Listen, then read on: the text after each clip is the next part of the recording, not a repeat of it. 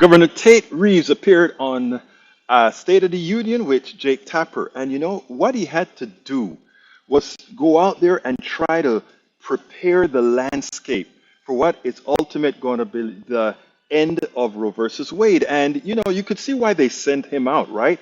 At first, in the beginning of the week, everybody attempted one thing to take the news off of what's occurring to women with this impending Supreme Court vote and have them concentrate on this thing called the leak. Well, earlier, you know, the White House the White House press secretary Jen Psaki, she admonished a reporter who attempted to take the Republicans' talking points about it's about the leak. It's about the leak. Shouldn't you be upset about the leak? And she said, no, I am not going to take the focus off of what Republicans are now doing to women. We're not going to take the focus off of that.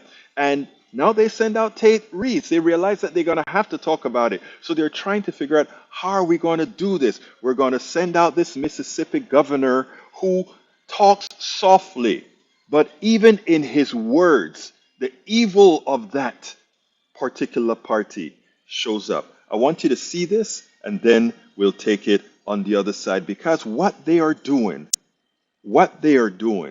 is in fact evil. It's in fact restricting every woman. Check this out.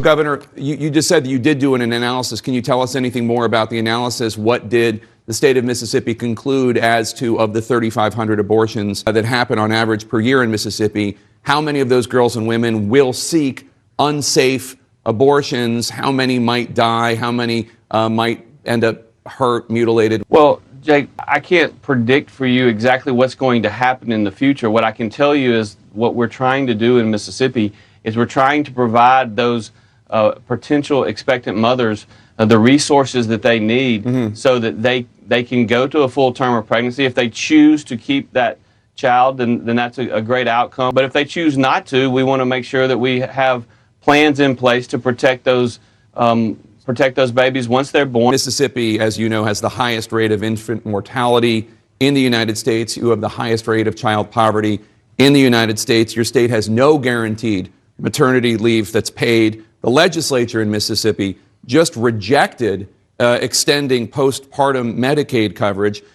Your foster care system is also the subject of a long-running federal lawsuit over its failure to protect children from abuse. I hear you. You say you want to do more to support mothers and children, but you've been in state government since 2004. You were the state treasurer, then you were the lieutenant governor, now you're the governor. Based on the track record of the state of Mississippi, why should any of these girls or moms believe you? When I got elected governor, my very first speech in my inaugural address, I was very clear that I believe in my heart that I was elected not to try to hide our problems, but to try to fix our problems. We have a long history of poor health outcomes. It's due in large part to poverty, and so we are focusing every day on fixing the challenges that are before us. So the snapback law that was passed in 2007 has no exception for incest. So assuming that the Supreme Court overturns Roe v. Wade, the state of Mississippi will force girls and women who are the victims of incest to carry those childs to term. Well, that's going to be the law because in 2007, the Mississippi legislature passed it. Why is it acceptable in your state to force girls who are victims of incest to carry those children to term? As you know, Jake, over 92% of all abortions in America are elective procedures.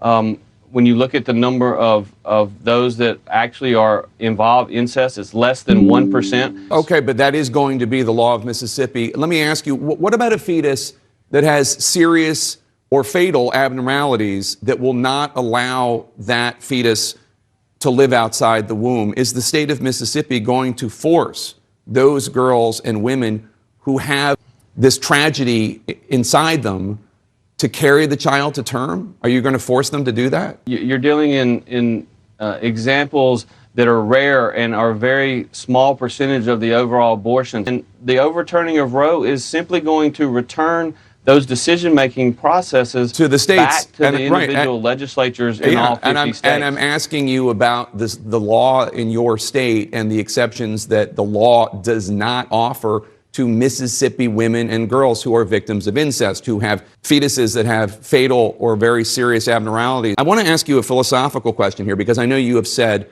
you believe that life begins at conception. Just to be clear, does that mean the moment of fertilization or the moment of implantation?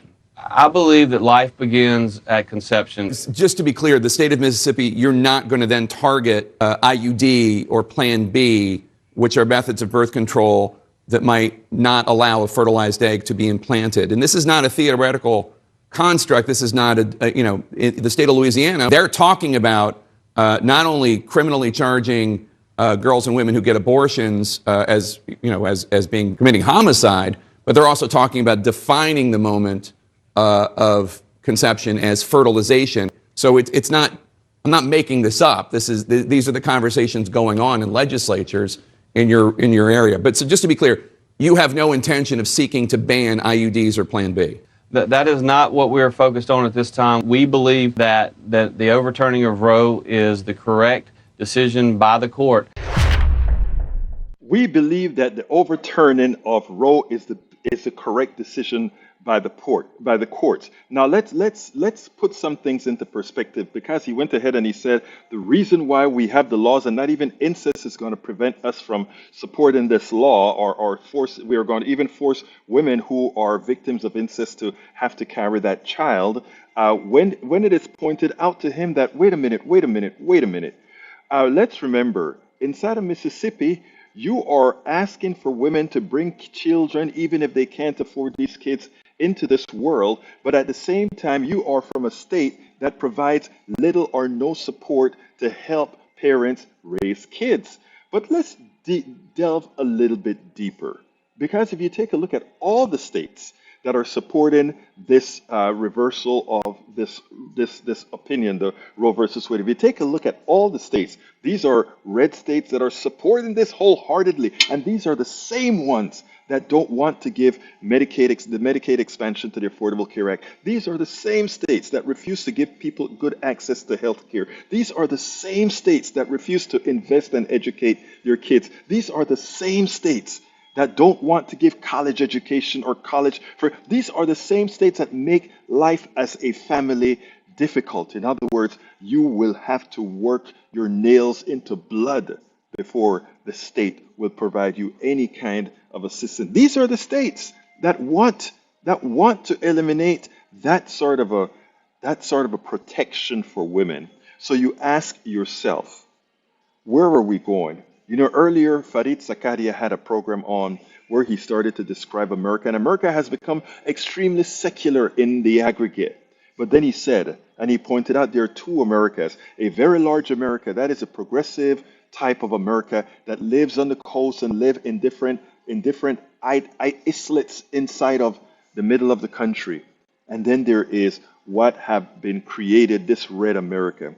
And he said when they did their analysis, the parts of America that is the progressive side, the left side, are more tantamount to what we'll consider the type of European countries that have good health care, etc., and that that true democracy reigns.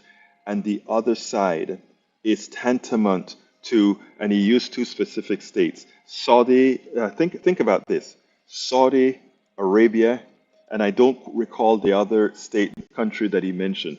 But think about it, when we speak so often about the American Taliban, we have to ask, look at the rules that Republicans are trying to put upon America right now. If you remove the word evangelical or Christian from and put some other religion, it would not veer very far from what we see in the places many in that same domain like to scorn. Again, this cannot stand. We spend a lot of time deconstructing the news, trying to parse it into a form that everybody can understand. We try to find those little nitpicks where it flies above the fray, etc. If you really like these videos that we do, I want to ask a big favor. Please go ahead, number one, subscribe to our channel, and number two, please join if you can. Thank you so kindly for watching. Keep watching. Please remember to share. We must populate the entire internet with our progressive message, a message that we know is what most Americans say that they want. So help us, please join.